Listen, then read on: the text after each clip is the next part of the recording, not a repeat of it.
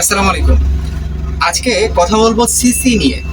ইঞ্জিনের সিসি এটাকে কি বোঝায়? অনেকে এটা নিয়ে একটা ভুল ধারণা পোষণ করে থাকেন। কারণ কি অনেকে মনে করে থাকেন যে সিসি মানে কিন্তু বেশি স্পিড, না?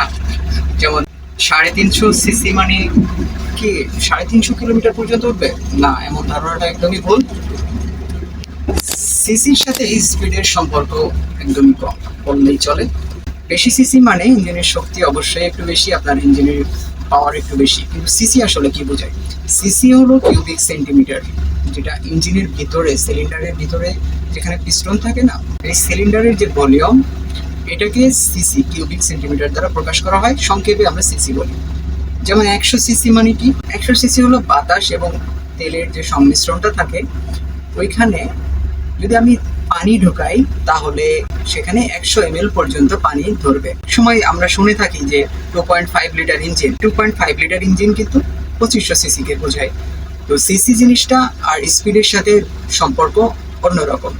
সিসি হলো আপনার ইঞ্জিনের যে শক্তি, পাওয়ার, এগুলোর পরিমাপ করে। যত বড় ইঞ্জিন তত বড় সিসি। আশা করি আজকে থেকে আপনাদের এই সিসি ব্যাপারটা খুব ভালোভাবে বুঝে যাবে।